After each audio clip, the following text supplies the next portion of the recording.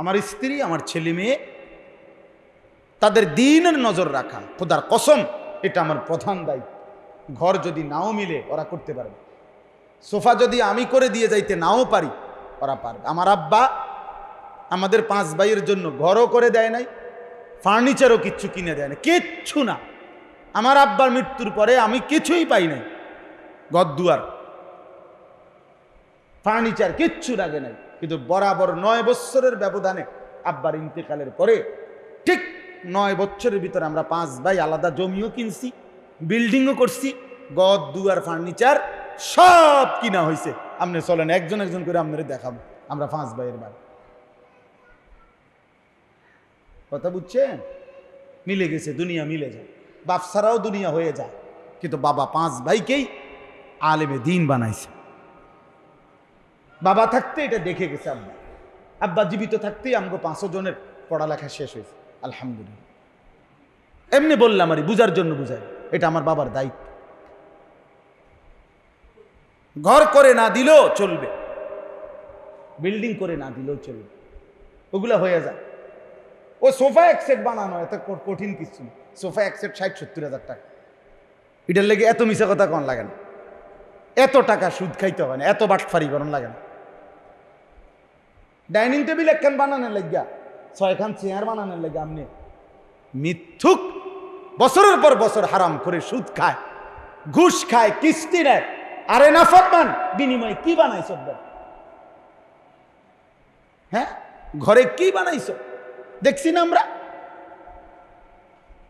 তুমি কি 200 তলা বিল্ডিং এর মধ্যে থাকো নাকি? এই দুনিয়ার সামান্য কদ্দুর ফার্নিচার, কাছের প্লেট, নুনের বাড়ি, চায়ের কাপ, বাথরুম টাইলস, এই কদ্দুর লোডা বদনার জন্য এত বড় অনন্তকালের আখিরাত ছেড়ে দিলা। কামটা করলা কি? কাল্লা বাল তুহিব্বুনাল আজিলা ওয়া তাদারুনাল আখিরাহ। রব্বুল আলামিন বললেন, বান্দা কি করলা? হায় বান্দা, তুমি বুঝি দুনিয়াকে ভালোবেসে ফেললা। কাল্লা বাল তুহিব্বুনাল আজিলা, নগদ দুনিয়া বুঝি ভালোবেসে ফেললা। ওয়া তাদারুনাল আখিরাহ, আখিরাতকে বুঝি ছেড়ে দিলা। আখিরাতকে বুঝি ছেড়ে দিলা। ইয়ালামুনা যাহিরাম মিনাল হায়াতিদ দুনিয়া ওয়া হুম আনিল আখিরাতি হুম গাফিলুন। আল্লাহ বলে, বান্দা শোনো না, তুমি তো দেখি খুব দুনিয়া বুঝলা, কিন্তু আখিরাতের ব্যাপারে গাফেল হয়ে রইলা।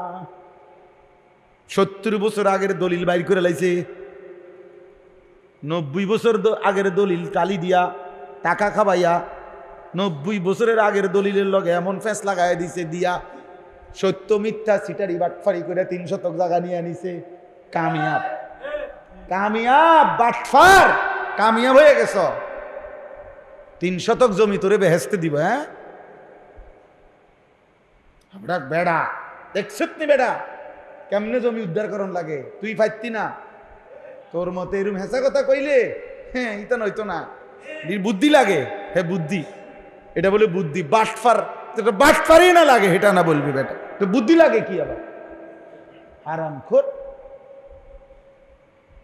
বুদ্ধি লাগে। তোমার মতো এমন সত্য কথা কইলে ব্যবসা করতে পারতাম, সালাকি লাগে। 3টে কমলা ফসা দিয়া 12টা ডজন ডজন বেচে লাইবা, যদি না বেচতে আরো তোমারে দিয়ে ব্যবসা হইতো না। তোমারে দিয়ে হইতো না ব্যবসা, তোমার লেগে আইছে না, ব্যবসা আইছে সিটারের লেগে, ব্যবসা আইছে বাটফারের লেগে। দুনিয়া বুঝলি, আহ বাপ পুতরে দুনিয়া বুঝায়, বাপ নাতিরে দুনিয়া বুঝায়, মিথ্যার সবক দিচ্ছে, হারামের উৎসাহিত করতেছে, নাফরমানির জন্য কি করছে? উৎসাহিত করছে। আহা আফসুস, আফসুস। অথচ বড় পীর আব্দুল কাদের জিলানী, আমরা সবাই জানি, 10 বছর বয়সে মা তার সন্তানকে সত্যবাদিতা শিখাইছে, আখলাক শিখাইছে। আল্লাহ আমাদেরকে বুঝ দান করে। আমরাই বুঝি ভাই, ছেলেরা বাপ, নষ্ট হইও না বাপ, নষ্ট হইও না।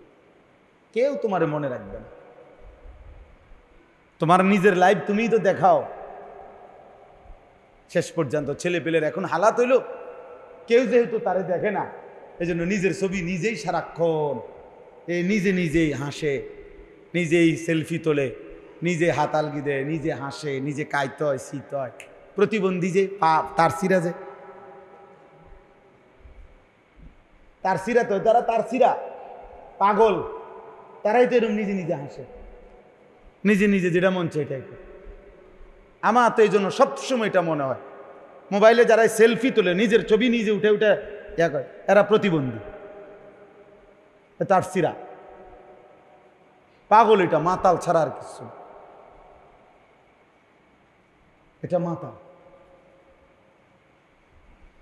চুল নিয়ে যারা ব্যস্ত হয়, পুরুষ ছেলে, মানে সারাক্ষণ চুলের নিয়ে ফ্যাশন, একটু পর পর চুল ফিরায়, একটু পর পর আয়নাতে দেখে, একটু পর পর ডিজাইন বদলায়, চুলের উপরে সারাক্ষণ পেরেশানি যাদের, এ হাফ লেডিস, অর্ধেক অর্ধেক লেডিস, বাকি অর্ধেক লেডাস। মানে লেডিসের পুরুষবাচক শব্দ আর নিজে বানাই নিছি, এটা ইংরেজি শব্দ, এটা ইংরেজিতে নাই, আমি এটা বানাইছি। লেডিসের সাথেরটা হলো লেডাস, এটা এই পদার্থ। কারণ হলো আপনি যুক্তিতে বুঝবেন, পৃথিবীতে চুল নিয়ে সৌন্দর্য চর্চা, এটা নারীর শোভা। সর্বযুগেই নারীর সৌন্দর্য, নারীর শোভা চুলের মধ্যে। নারী এই জন্য চুলের উপরে, পৃথিবীতে যত নারীর চুলের উপরে তেল আছে, পুরুষের এত তেল আছে পুরুষের চুলে। নারীর চুল আশ্রাবের জন্য যত আইটেমের চিরুনি আছে, পুরুষের জন্য এত চিরুনি আছে।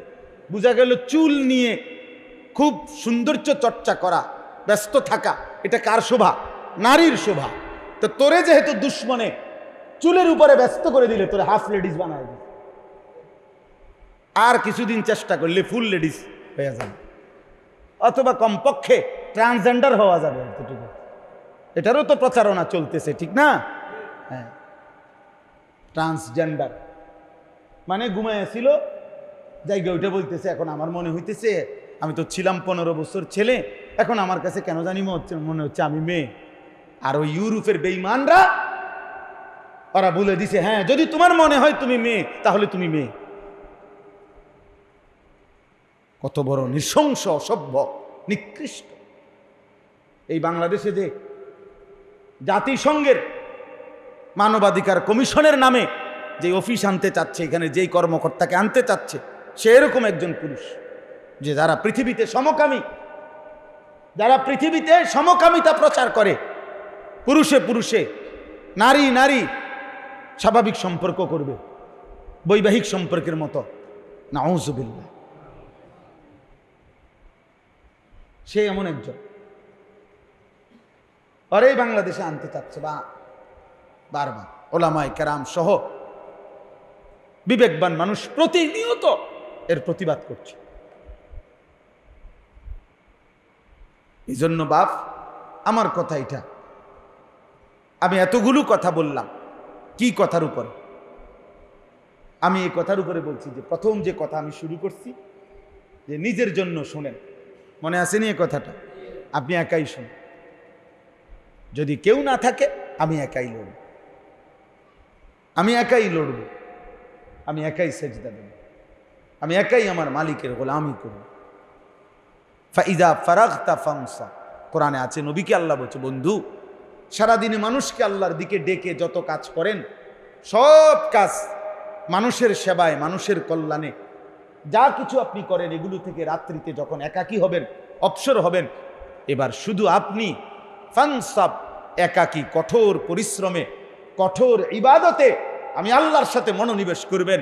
এবার একা শুধু আপনি সেজদা দিবেন আর আমারে ডাকবেন, শুধু আমি আর আপনি, আপনি আর আমি, हम यहाँ से तुम वहाँ से दोनों जानिब से इशारा हो।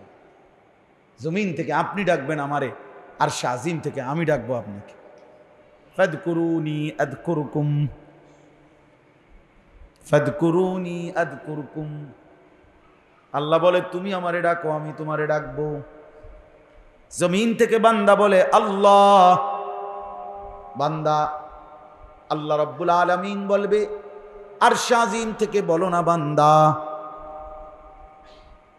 এজন্য আল্লাহ তাআলা কোরআনে বলছে ইউহিব্বুহুম ওয়া ইউহিব্বুনা, আমার জমিনে এমন বান্দা থাকবেই সর্বদা। এই পৃথিবীর যে কেউ মন চায় আমার দিন যদি ত্যাগ করে, আল্লাহ কোরআনে বলছে সূরা মায়েদার মধ্যে, কোনো অসুবিধা নাই বান্দা, যার মন চায় ছেড়ে দাও, কোনো অসুবিধা নাই। কিন্তু মনে রেখো, এমন বান্দা আমি আল্লাহ নিজ দায়িত্বে এই জমিনে রাখবই। এমন মোমেন ইউহিব্বুহুম ওয়া ইউহিব্বুনা, যারা আমাকে ভালোবাসে, আমি যাদেরকে ভালোবাসি, এমন বান্দা থাকবে। তোমার মতো আঙ্গাল কাঙ্গালের লাগিয়া আমার দিন আটকাবে না, তোমার মতো বেটাদের জন্য আটকাবে না। ওই যে আগের দিনে আপনার গর্তের মধ্যে এক ধরনের ফোক আসিল, আমরা ছোটবেলায় দেখছি, এটা ফোক, এটা ঢুকলে বাচ্চারা ফানি ডালতো, ফানি এই গর্তটার মধ্যে পানি ডালতে ডালতে ডালতে ডালতে ডালতে ডালতে শেষ পর্যন্ত ফোক এটা বাইরে আইতো। হ্যাঁ, ফিটনেস আছে, এটা আছে না? হ্যাঁ, আমরা ছোটবেলায় ক্ষেতের মধ্যে বিভিন্নখানে এই পানি অনবরত পোলা ফানে, যতক্ষণ এটা বাইরে না আসে এটার ফানি ডালতে হয় না। তুই বাইরে না, তোর বাপ বাইরে, ওট বাইরে। আগে এটা ছিল, আমাদের ছোটবেলায় দেখছি আমরা। এই ওরা কিন্তু এই সমস্ত একটা শহরের উপরে আর কত বম্পিং করবে, এই ছোট্ট একটা ভূখণ্ডে আর কত বম্পিং করবে, সমান করে ফেলছে সমস্ত বাড়ি ঘর, জায়গাটা মরুভূমি বানায় ফেলছে। কিন্তু এরপরেও বোমা বর্ষণ থামে না, কারণ মূল মাকসাদ হলো বিল্ডিং এগুলা ভাঙ্গা না, মূল মাকসাদ ওই মাটির নিচের মুজাহিদদেরকে কি করা। হ্যাঁ, এজন্য প্রিয় ভাই, মুমিন একজনই সত্যিকার অর্থে যে আল্লাহকে ভালোবাসে, আল্লাহও যাকে ভালোবাসে, এমন বান্দা, এমন মুমিন পৃথিবীতে ছিল, আছে, থাকবেই। বদরের সেই মুজাহিদ যদি থাকে, বদরের যুদ্ধে যদি সেই আল্লাহর জন্য জান দেওয়ার চেতনাওয়ালা ইমানদার থাকে, তো আজকের এই দিনে এই ঘন্টাতেও আছে, আগামী দিনেও থাকবে। দেখার বিষয় হলো তুমি কিংবা আমি আল্লাহর জন্য আল্লাহর দ্বীনের জন্য কাজে লাগলাম কিনা। এটা আমার সফলতা, তুমি লাগলে তোমার সফলতা, যে লাগেন তার সফলতা, তার সফলতা। আপনি ছেড়ে দেন, কোনো অসুবিধা নেই। 1450 বছর ভিতরে পৃথিবীতে কোনো দেশে ইসলাম আজ পর্যন্ত অপরিচিত হয় নাই, হইছে? মানে বুঝেন নাই কথাটা। পৃথিবীতে আল্লাহর এই জমিনে আজ পর্যন্ত হাজার কোটি জুলুম নির্যাতনের পরেও পৃথিবীর কোনো দেশে, কোনো অঞ্চলে ইসলাম চেনে না, ইসলাম জানে না, ইসলাম এই শব্দটি শুনে নাই, পৃথিবীতে এমন জনগোষ্ঠী নাই। অথচ কাফের বেশি। 800 কোটি যদি মানুষ হয় তো 600 কোটি কাফের, 200 কোটি না মুসলমান, ধরে নিলাম, কম বেশ তো হবে, কিন্তু কথার কথায় তাহলে 600 কোটি কাফের দিবা নিশি ষড়যন্ত্র করতেছে।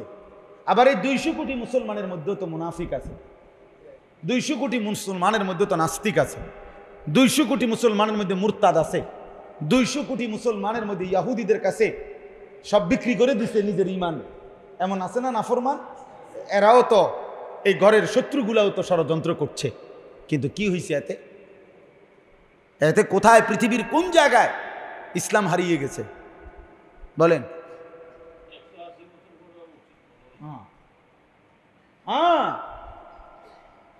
রাশিয়ার মধ্যে আপনার এক টানা 70 থেকে 72 বছর, যখন সোভিয়েত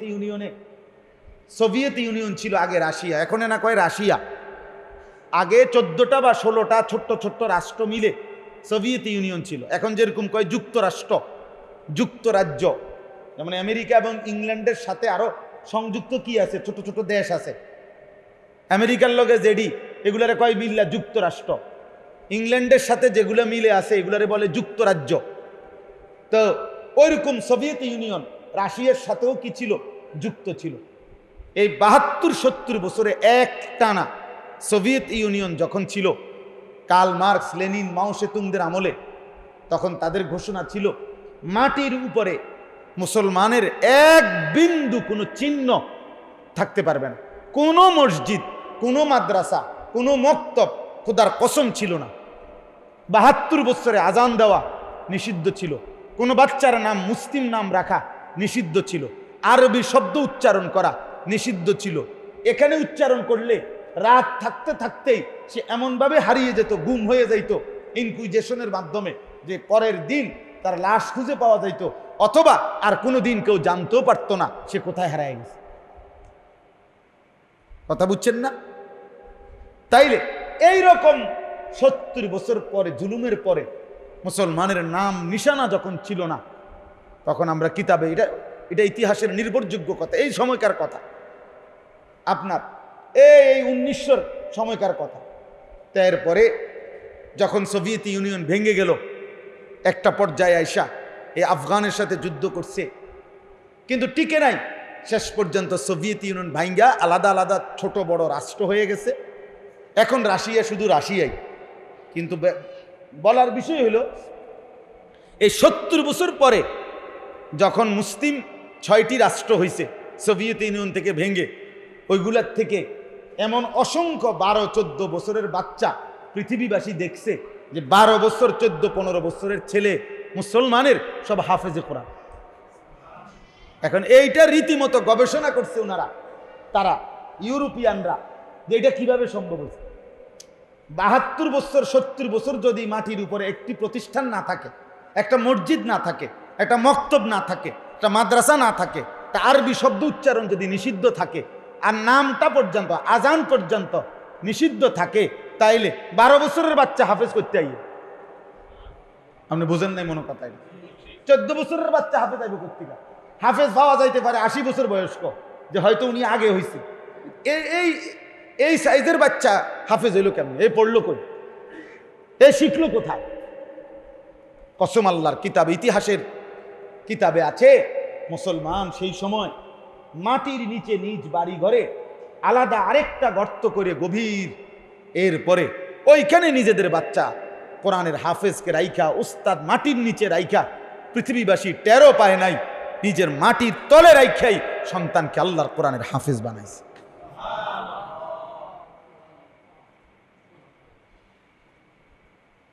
এজন্য দোস্ত, ঘাবড়াবার কোনো সুযোগ নাই, হতাশ হওয়ার কিছু নাই।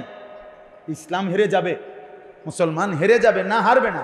আমেরিকা হেরে যাবে ইনশাআল্লাহ, ইসরায়েল হেরে যাবে ইনশাআল্লাহ। একদিন ভোরে শুনবেন,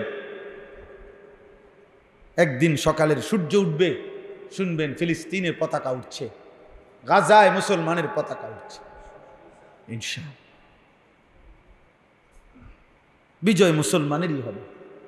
অতএব আল্লাহকে ছাড়বেন না, আল্লাহকে ছাইরেন না, হালাল হারাম মেনে চলুন।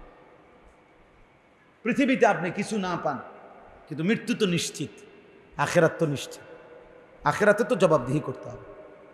এই পৃথিবীতে ভবিষ্যতে কি হবে না হবে, আমি যদি সেটা নাও ভাবি, আখেরাত, বুঝেন না কথাটা?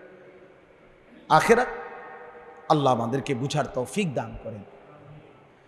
এবার আমি শেষ, আমার যে কথাটা, আমি যে আয়াতটা পড়ছি, এবার এই আয়াতটার অর্থ শুনাই, তাইলে আমার কথা শেষ। আমি কি বললাম? মোট বললাম একটা ছেলেকে বলছি, বাবাদেরকে বলছি, আমাকেও বলছি, যে কমপক্ষে প্রয়োজনে এই পৃথিবীর ডানে বামে আমার সাথে কেউ যদি আল্লাহর কথা না শুনে, আমি একাই শুনি। ঠিক আছে না? ইনশাআল্লাহ আমি একাই আমার আল্লাহকে, আমার আল্লাহর হুকুম আমি নাফরমানি করব না, এরকম সিদ্ধান্ত হইতে হবে। কোনোভাবেই মুসলমান এ কথা বলতে পারবে না যে 10-এর যেই গতি, যা সমাজ চলছে এরকম, আমি আর আলগা কিরম না, এ কথা বললে হবে না। সমাজ যেমনি ইচ্ছে এমনি চলবে। মানুষ ল্যাংটা হইয়া হাঁটুক, মুসলমানের নারী ল্যাংটা হইয়া হাঁটুক, আমার বিবি বেপর্দা হবে না, আমার মেয়ে বেপর্দা হবে না, এটা আমার সিদ্ধান্ত থাকতে হবে। আমি জান দেব প্রয়োজনে, কিন্তু আমি কি, আমার বিবি বেপর্দা হইতে পারবে না। আমি আর কাউকে না পারলাম, তো আমার বিবিকে আমি নিয়ন্ত্রণে রাখলাম, আমার ছেলেটাকে আমার মেয়েটাকে আমি নিয়ন্ত্রণে রাখলাম। এবার যদি দেখি যে তাগরও পারলাম না, তো ঠিক আছে, তারারও ছেড়ে দিলাম। আমি নিজে তো কমপক্ষে আল্লাহর দ্বীনের উপরে থাকতাম। নূহ আলাইহিস সালাম হাজার চেষ্টা করার পরেও শেষ পর্যন্ত ছেলেটাকে ছেড়ে দিতে হয়েছে না? কথা বলে না? ওই যে কেনানকে ছেড়ে দিতে হয়েছে কিনা? রাসূলুল্লাহ সাল্লাল্লাহু আলাইহি সাল্লাম হাজার লক্ষ চেষ্টা করেও শেষ পর্যন্ত চাচা আবু তালেবকে ছেড়ে দিতে হয়েছে কিনা? তো ইব্রাহিম আলাইহিস সালাম ছোট্টবেলা থেকে, তাফসীরের মধ্যে আছে, একেবারে 12 বছর বয়স থেকেই ইব্রাহিম আলাইহিস সালাম ওনার মা বাবা ওনার কওমকে মূর্তি পূজার বিরুদ্ধে, মূর্তির বিরুদ্ধে বলতেছিলেন অনবরত। আমরা তাফসীরের মধ্যে পড়ছি ইব্রাহিম আলাইহিস সালামের আব্বা ছোট ছোট মূর্তি, মানে মূর্তি বেচতেন বাজারে, বড় মূর্তি, ছোট মূর্তি, খেলনা মূর্তি, এগুলো বিক্রি করতেন। তো একদিনে ছোট ছোট সাইজের কিছু মূর্তি একটা টুকরির মধ্যে কইরা ইব্রাহিম আলাইহিস সালামের কান্দে দিয়ে দিছে, মাথা দাঁড়ি তুই বাজারে নিয়ে বউ, আমি আইতেছি বড়ডি নিয়ে। হ্যাঁ হ্যাঁ, আমি নিজে তাফসীরে পড়ছি। পরে ইব্রাহিম আলাইহিস সালাম একটু সামনে গিয়া মাথার থেকে এগুলা নামাইছে, নামাইয়া বসছে, বসে মূর্তিটারে হাতে নিয়া নিজে নিজেই বলতেছে, তোমরা তো আমাদের আব্বা বলছে তোমরা নাকি আমাকে দেবতা, আমাকে তো তুমি, আমরা তোমার কাজ কি, তুমি কি করো, কই থেকে আসলা, এই মূর্তিটারে জিগাইতেছে। এবার অনেকক্ষণ জিজ্ঞাসা করা, এই তো বে তো মাতেও না মুতেও না, ঠিক না?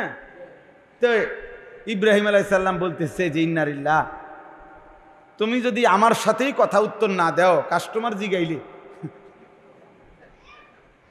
তাই তো কিচ্ছুই কইতে পারতাম না। মানে কাস্টমারও তো হয়তো জিগাইব কিছু, তোর তোর কথাই কইতে পারে না, পুরা টুকরি সহ ওরা সহ পানিত ফালাইয়া বাইতে বসছে। মারা এসে বলছে, মা এগুলা কথা কন, ঢালাই দিয়ে বসছি। কোরআন শরীফে আছে, কোরআনুল কারীমেও আছে, ইয়া আবাতি লিমা তা'বুদু মা লা ইয়াসমাউ ওয়া লা ইউবসিরু ওয়া লা ইউগনি আনকা শাইআ। ইব্রাহিম আলাইহিস সালাম বললেন, আব্বা এ কেমন মূর্তির পূজা করেন, মা লা ইয়াসমাউ, যে কিছুই শোনে না। এত কথা জিজ্ঞেস করলাম, কিছুই তো শুনলো না, ওয়ালা ইউবসিরু, কিছুই দেখে না, ওয়ালা ইউগনি আনকা শাইআ, এক বিন্দু কোনো উপকারও তো করতে পারে না। এ কেমন মূর্তির পূজা করলেন বাপ? ক্বালা আরাগিবুন আনতা আন আলিহাতি ইয়া ইব্রাহিম। ইব্রাহিম আলাইহিস সালামের আব্বা আজর বললেন, বাবা তুমি বুঝি আমার মূর্তির বিরোধিতা করছো? ছেলেকে বললেন, ছেলে স্পষ্ট শুনে নাও, লা ইল্লাম তানতাহি, যদি তুমি আমার মূর্তির বিরোধিতা ছেড়ে না দাও, লা আরজুমান্নাকা, আমি তোমাকে পাথর মেরে মেরে ফেলবো, ওয়াহজুরনি মালিয়া, এবং ত্যায্য পুত্র করে বাড়ি ছাড়া করব। কোরআনুল কারীমের মধ্যে আছে, ইব্রাহিম আলাইহিস সালাম বলছে, ঠিক আছে আব্বা, সালামুন আলাইকা, আমি আপনার জন্য কল্যাণ কামনা করছি, তবে শুনে নেন, আতাজিলুকুম ওয়া মা তাদউনা মিন দুনিল্লাহ, আমি আপনাকেও ছেড়ে দিলাম, আপনি যে মূর্তির পূজা করেন এগুলোরও ছেড়ে দিলাম, ওয়া আদউ রাব্বি, আমি আমার রব আল্লাহকে একাই ডাক দিলাম। अगरचे बुत हैं जमाअत की आस्तीनों में, मुझे है हुक्म खुदा ला इलाहा इल्लल्लाह।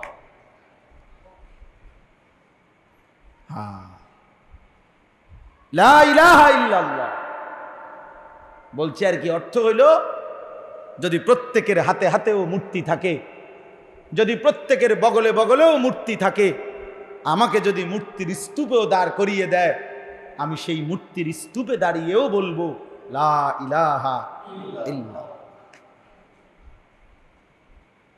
প্রিয় ভাই, বদলাও নিজের, দুশ্মনের অনুসরণ করো না। এই চুল, চেহারা, এই লেবাস, পোশাক, শরীর, স্বাস্থ্য আল্লাহর দেওয়া, লেবাসও আল্লাহর দেওয়া, এই পোশাক আল্লাহর দেওয়া। কোরআন শরীফ আছে, ইয়া বনি আদমা قد انزلنا عليكم লিবাসান। আল্লাহ বলছে, হে বনি আদম, আমি আল্লাহ তোমাদের উপরে পোশাক নাজিল করেছি। এর প্রতিটা সুতা আল্লাহর দেওয়া, আল্লাহর দেওয়া না? কথা বলেন না কেন? এই কাপড়গুলো যেখান থেকে উৎপন্ন হয়, যেভাবে, এর মূল উপাদান আল্লাহর দেওয়া কিনা? তো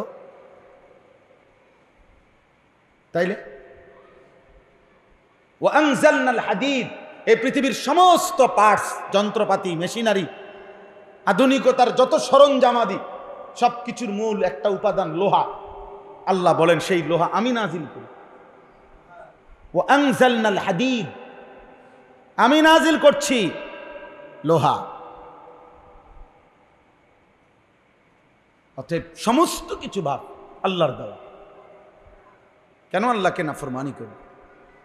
তো সর্বশেষ কথা শুনেন, এই আয়াতটা ২৬ নম্বর পারা ৪৯ নম্বর সূরা, সূরা হুজরাতের ১৩ নম্বর আয়াত।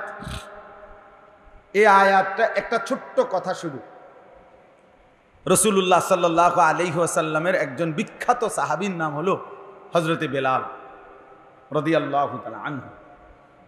আমরা সবাই উনার নাম জানি। এই বেলাল রাদিয়াল্লাহু তাআলা আনহু, তিনি ছিলেন ইথিওপিয়া, আবিসিনিয়া, অর্থাৎ উনি মক্কা মদিনার মানুষ না। তিনি ছিলেন কালো বংশীয়, হাবাসার মানুষ। এখনকার মানচিত্রে যেটারে বলে ইথিওপিয়া, আগে বলতো হাবাসা, হাবসা, আবিসিনিয়া, এরকম বলত। তো উনি ওই অঞ্চলের মানুষ, আফ্রিকা অঞ্চলের মানুষ।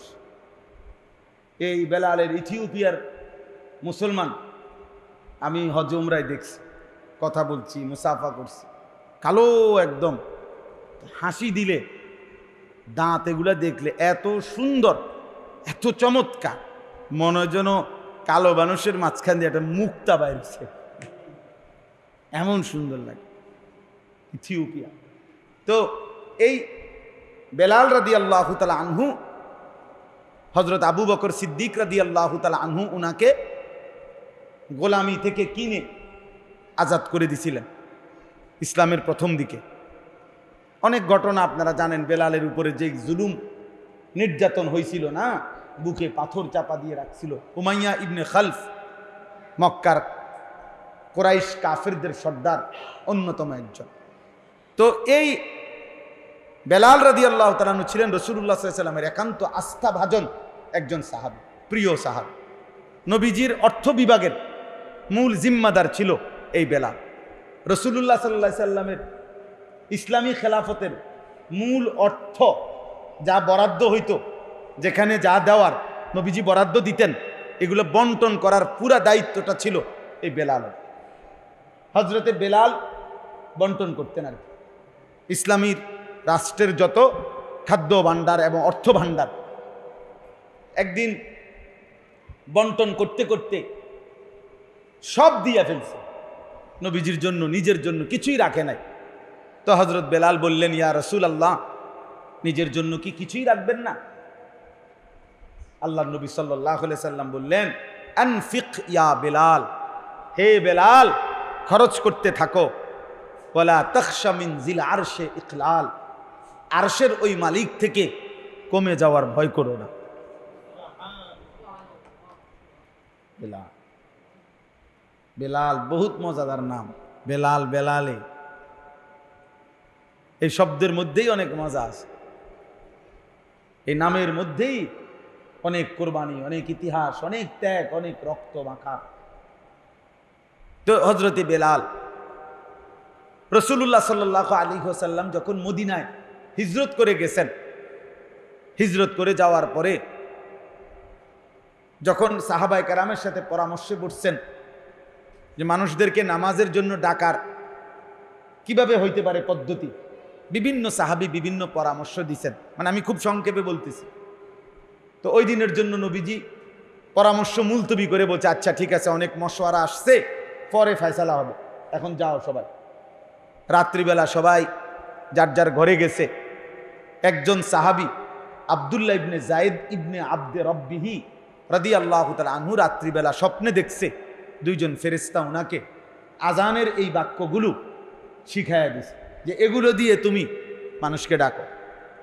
সকালবেলা ফজরের ওয়াক্তে আল্লাহ নবী সাল্লাল্লাহু আলাইহি সাল্লামের কাছে এই সাহাবী আব্দুল্লাহ ইবনে জায়েদ ইবনে আব্দে রব্বিহি নবীজির কাছে শুনাইছেন, ইয়া রাসূলুল্লাহ, আমি এমনি এমনি এই বাক্যগুলো স্বপ্নের মাধ্যমে পেয়েছি, আমাকে দুইজন ফেরেশতা শিখাইছেন মানুষকে ডাকার জন্য।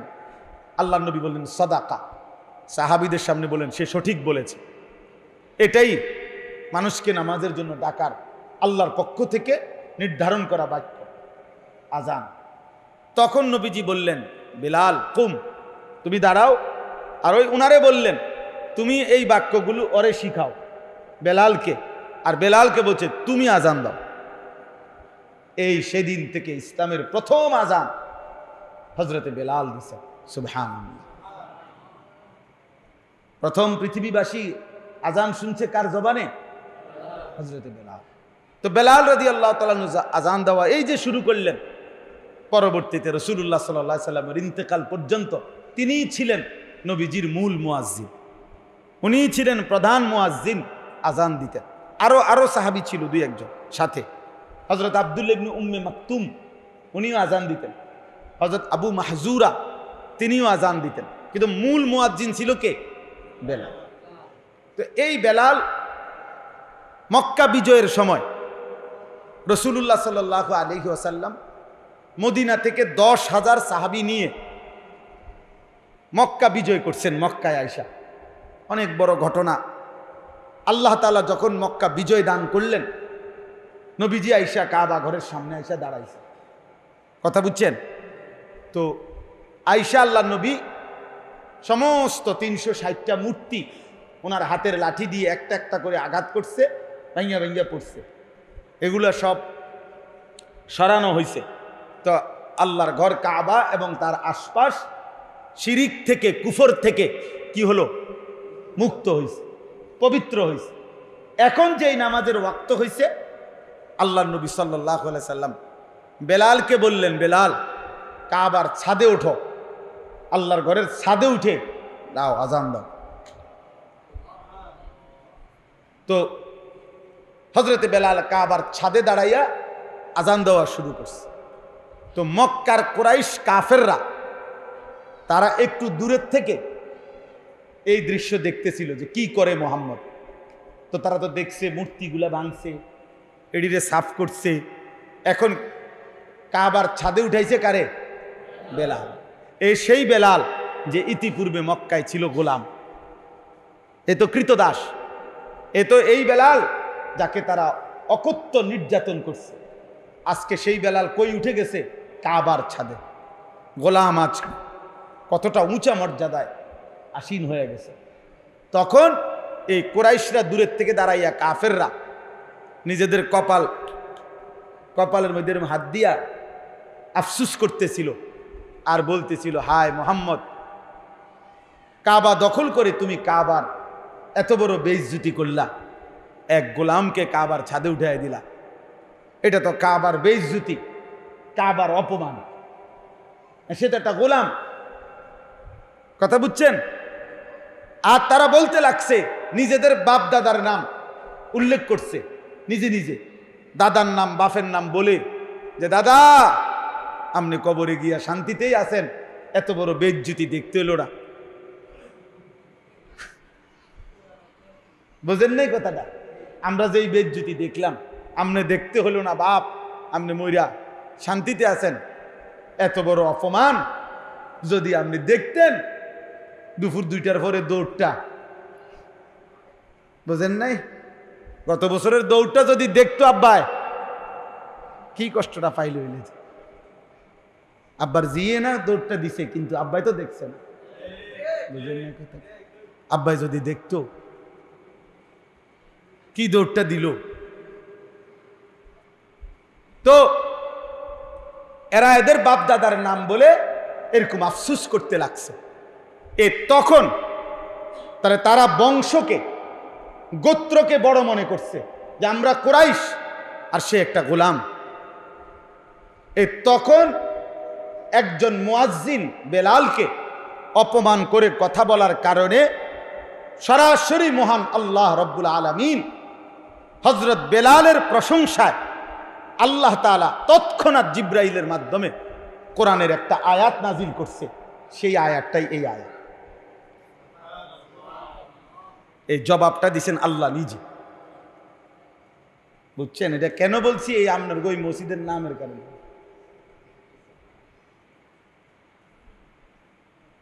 ইয়া আইয়ুহান নাস, হে মানুষ, ইন্না খালাকনাকুম মিন যাকারিন ওয়া উনসা।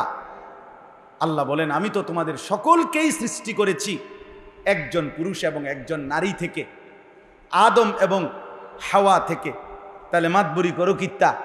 শেষ পর্যন্ত পিছনে গেলে গোলাম এবং মনিব, পয়সাওয়ালা এবং মানে গরিব, সবার মূল তো মিলবে গিয়া আদম এবং হাওয়ার সাথেই। তো অহংকারের কি আছে? ওয়াজআলনাকুম শুউবান ওয়া কাবাইলা লিতাআরাফু। আর তোমাদের এই যে বংশগোত্র, হ্যাঁ, এই যে খান, মজুমদার, চৌধুরী, মিয়াজি, নাকিতা, ভাড়ারি, এই সব বংশ এবং গোত্র তো দিয়েছি অহংকারের জন্য না, লিতাআরাফু, পরিচিত হওয়ার জন্য। কোন বাড়ির ছেলে, কোন বাড়ির মেয়ে, কার লগে কার বিয়ে হইতেছে, কোন বাড়ির লগে কার সম্পর্ক, এই জন্য তো আত্মীয়তার পরিচয়। মনে করেন মামা, চাচা, ফুফা, খালু, এগুলা অহংকারের জন্য না পরিচয়ের জন্য? আপনি যদি কেন বেড়া কথাবার্তা সাবধানে বলে আমরা মামু, মানুষে কি করবো, বেকুব, তো মামু হইলে মানে ফুডাঙ্গির কি আছে? তাহলে এগুলা মূলত অহংকারের কিছু না। এটা মূলত কি, যে মামা বললে বুঝছে মায়ের ভাই, চাচা বললে বুঝছে এটা বাপের ভাই, ফুফু বললে বুঝছে বাপের বোন, খালা বললে বুঝছে মায়ের বোন। এটা অহংকারের জন্য না পরিচয়ের জন্য? তো আল্লাহ বলেন তা আমি এই বংশ পরিচয় এগুলা দিছি তো পরিচয়ের জন্য না, মাতবরির জন্য তো দিছি না, অহংকারের জন্য না। তো তুমি কুরাইশ আর সে গোলাম, তো এখানে অহংকার করছো কেন? তোমার পূর্বপুরুষ আদম হাওয়া, বেলালের পূর্বপুরুষ তো আদম হাওয়া। অতএব বংশ কিংবা গোত্র দিয়ে মর্যাদা হয় না। ইন্না আকরামাকুম ইনদাল্লাহি আতকাকুম। আল্লাহকে যে যত বেশি ভয় করে, যে যত বড় মুত্তাকি, আল্লাহর কাছে সে তত বেশি দামি।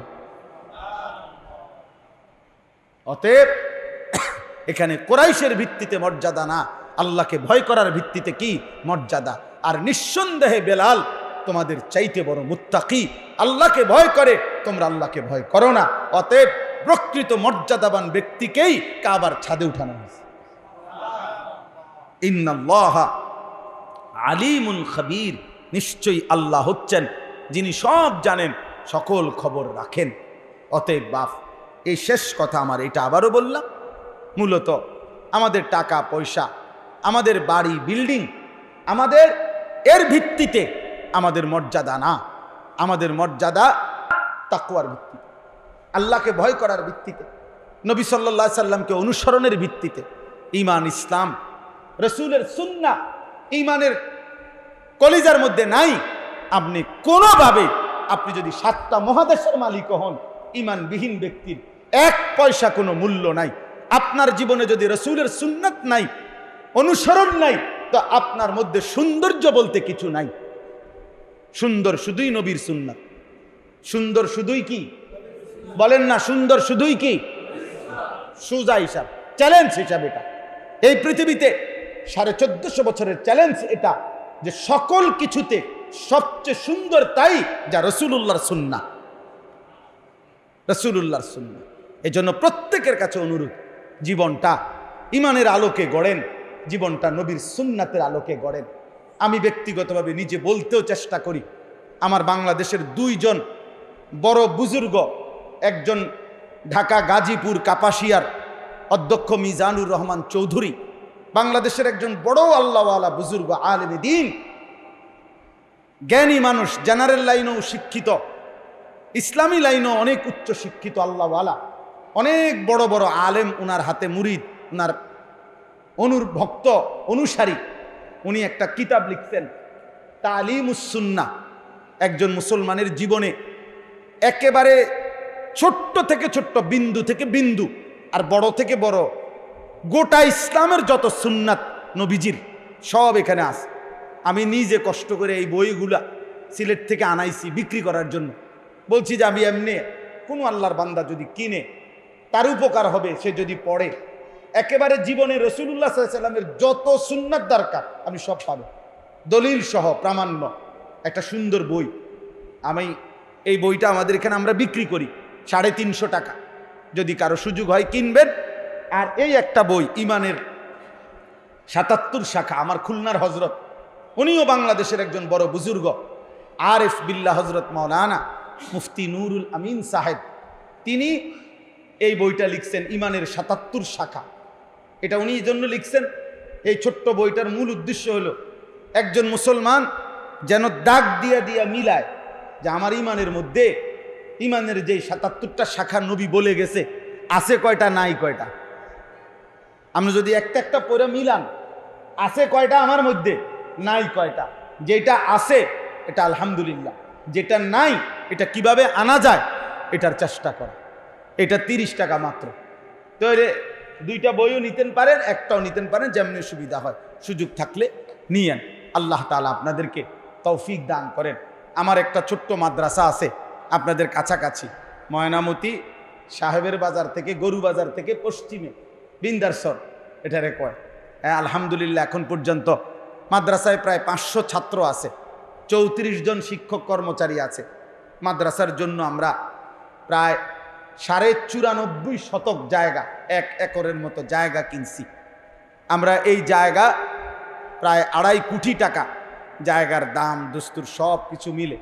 তা আমরা একটা হিসাব করছি মাদ্রাসার জায়গার জন্য, এক মুসল্লা, নামাজের একটা মুসল্লা 8 স্কয়ার ফিট জায়গার দাম মাত্র 4200 টাকা। আমার একটা অনুরোধ রইল, আমি এই কয়টা কাগজ হ্যান্ডবিল আপনাদের হাতে দিলাম, যদি কারো মহব্বত লাগে, সুযোগ হয়, আমাদের একটা সিদ্ধান্ত যে এই 4200 টাকা আমাদের মাদ্রাসার এই এক মুসল্লা পরিমাণ জায়গায় কেউ শরিক হইলে আমরা ওনারে আমাদের মাদ্রাসায় আজীবন উন্নয়ন সদস্য হিসাবে ওনার নাম লিপিবদ্ধ করে রাখবো। প্রতি বছর ওনারে একবার দাওয়াত দিয়ে খোঁজ খবর জানানো মাদ্রাসার। এই জন্য যদি কারো মহব্বত হয়, সুযোগ হয়, আমাদের মাদ্রাসার এই জমি কিনার এই বিশাল টাকার মধ্যে কিছুটা শরিক হইলেন, আল্লাহ তাআলা চাইলে এর উসিলাই আপনারে সদকায়ে জারিয়ার সওয়াব দেবে। ওইখানে মাদ্রাসা হবে, মসজিদ হবে, কিশোর যুবকদের জন্য আলাদা প্রতিষ্ঠান করার ইচ্ছা আল্লাহ তাআলা যেন কবুল করে ইনশাআল্লাহ। আল্লাহ আপনার করে তৌফিক দান করে। ওইখানে আছে ঠিকানা টুকানা নাম্বার সব আছে, কেন ফোন দিলে ইনশাআল্লাহ পৌঁছাবার ব্যবস্থা হবে। আল্লাহ তাআলা আপনাদেরকে কবুল করেন, এই মজলিসকে আল্লাহ তাআলা কবুল করে নেন। এই ছোট্ট হলেও আপনারা মনোযোগ দিয়ে শুনছেন, আল্লাহ তাআলা আপনাদের প্রত্যেককে ঈমান আমলের জীবন দান করেন। মাশাআল্লাহ, আল্লাহ কবুল করেন। আঙ্কেলের নাম্বার লও না, রিসিভ দিও। সুবহানাল্লাহি ওয়া বিহামদিহি, সুবহানাকাল্লাহুম্মা ওয়া বিহামদিকা, আশহাদু আল্লা ইলাহা ইল্লা আনতা, আস্তাগফিরুকা ওয়া আতুবু ইলাইক। ছেলেদেরকে বলি, বাপ তোমরা অনুরোধ রইল, তোমরা এই চুল কাইটা ফেলো। এই যাদের এই ডানে বামে সামনে পিছনে চুল একটু বড় হইলে সমস্যা নাই, পিছনের চুল বড় হওয়া সুন্নাত, কিন্তু ডান দিকে বাম দিকে সামনে এই 3 দিকের বড় চুল যেগুলো, এগুলা কাইটা সমান করে। আর 5 ওয়াক্ত নামাজ পড়ো, আল্লাহরে ডাকো, আল্লাহ আমাদেরকে তৌফিক দান করে। আলহামদুলিল্লাহি রাব্বিল আলামিন। আল্লাহুম্মা আনতাস সালাম ওয়া মিনকাস সালাম, তাবারাকতা ইয়া দাল জালালি ওয়াল ইকরাম, ইয়া আরহামার রাহিমিন, ইয়া আরহামার রাহিমিন, ইয়া আরহামার রাহিমিন। মাওলায়ে করিম আপনি মাফ করে দেন, রব্বে করিম আপনি মাফ করে দেন, মেহেরবান মাওলা আপনি মাফ করে দেন, আপনি মাফ করে দেন, আপনি মাফ করে দেন মাওলা, আপনি মাফ করে দেন।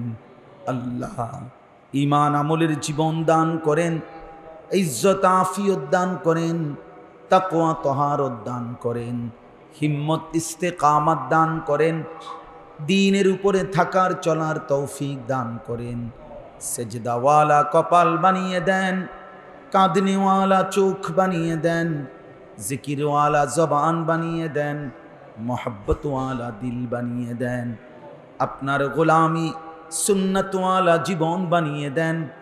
একটা একটা ঈমানের শাখা নিজের কলিজার ভিতরে লালন করবার তৌফিক দান করেন। পুরা জীবন নবীর সুন্নাত অনুসরণ করার তৌফিক দান করেন। সমস্ত কবরবাসীদেরকে মাফ করে দেন, কিয়ামত পর্যন্ত মাফ করে দেন। কবরগুলোকে জান্নাতের টুকরা বানিয়ে দেন।